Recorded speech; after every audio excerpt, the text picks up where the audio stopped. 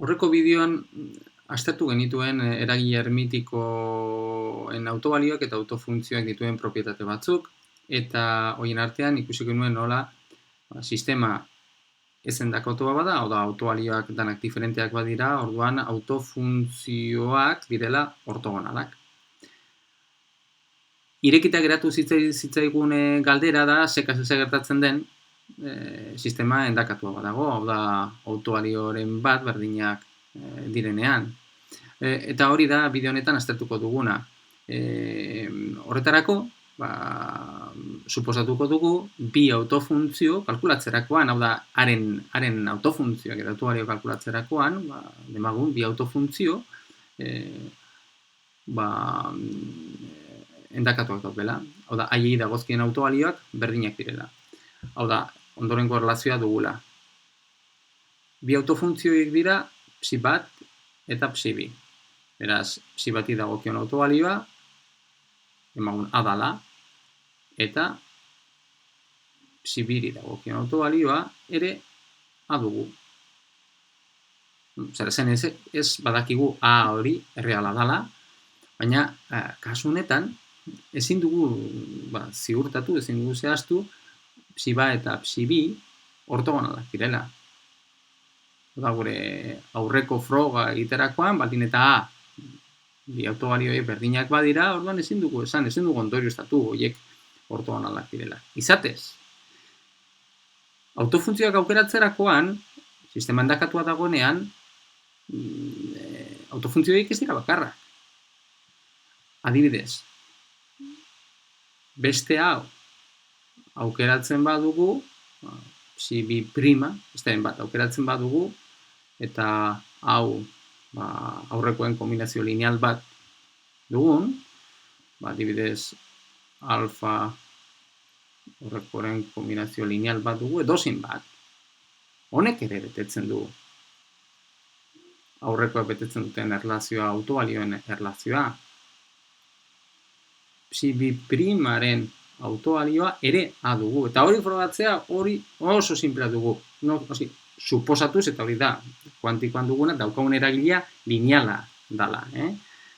Hori frogatzea oso simplea dugu. Hau da, a eragilea psi bi primaren gainean aplikatzerakoan, hau ze dugu psi bi primaen ordez, jarriko dugu horrek psi bat eta psi birekiko duen erlazioa, orain linealtasuna aplikatuko dugu, pixka bat hementxe azpian egingo dugu, lekurik ez dugulako, aplikatzen da psi baten gainean, gehi beta ateratzen da, eragile aplikatzen dugu psi biren gainean, orain psi bat, hementxe goian ditugun erlazio horiek erabiliko ditugu, daukagu a psi bat, a psi bat dalako, gehi beta a psi bi, kanpora eramaten badugu a, eraten zaigu alfa psi bat, gehi beta psi bi, eta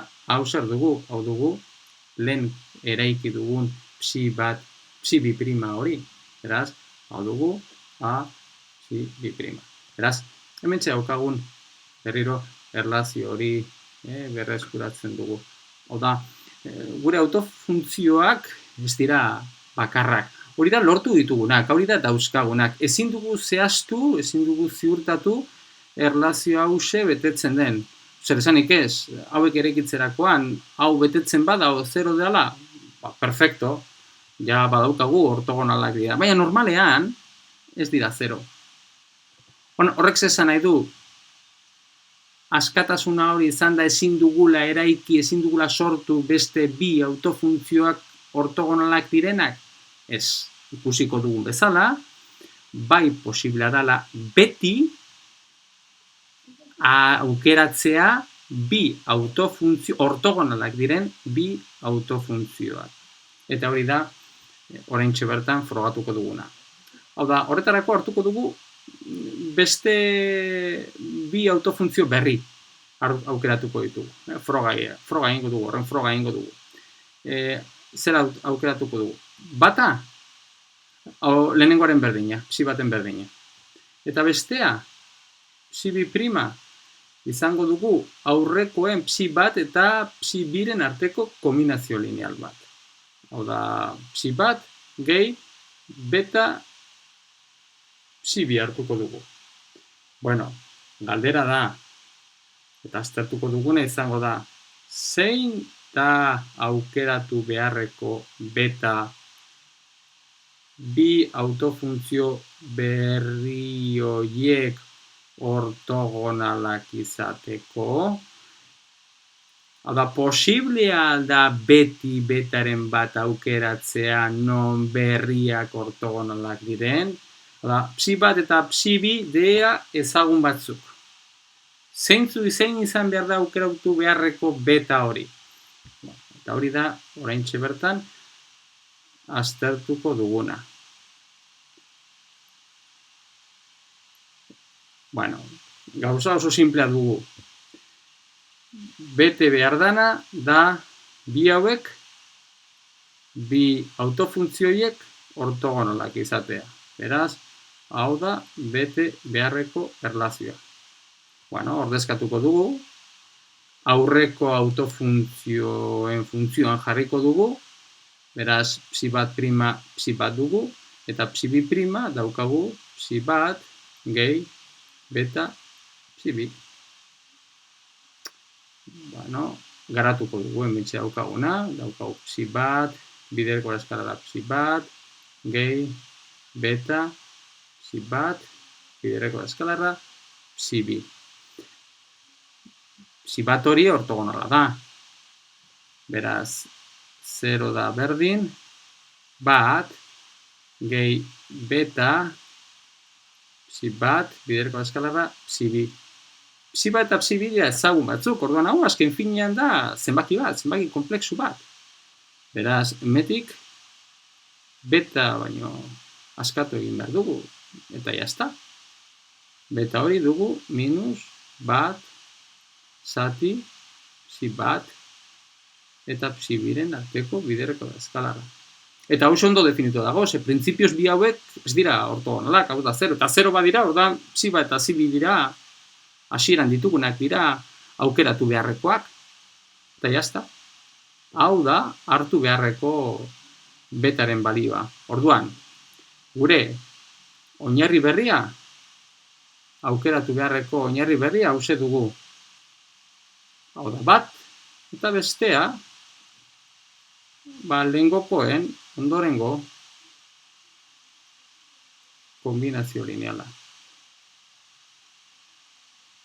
Eta gainera, eta hauek, bai betetzen dutela, guk nahi dugun erlazio hauze. Eta zer esanik ez, bai hau eta beste hauze normalizatuta daude. Berri hauze normalizatuta dagoela oso erraza da frogatzea. Eta guk nahi izan dugun baldintza hori, betetzen duen baldintza hori, betetzen dute, ortogonalik izatea. Beraz, zer da metik ondorioztatzen duguna? Sistema endakatu egon arren, gerta daiteke ateratzen zaizkigun autofuntzioak ortogonalak izatea, baina beti aukera ditzakegu bi ortogonalak direnak. Beraz, beti aukeratu dezakegu ortogonala den oinarri bat. Ez dakit, gogoratzen duzuen, baina egin dugun prozesu hauze vektoreekin ere egiten da, eta dauka bere izen ezagun bat, ez? Da Gram-Schmithen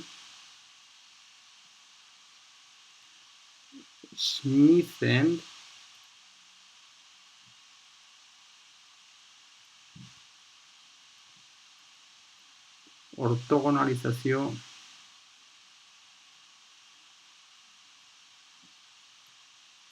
prozedura.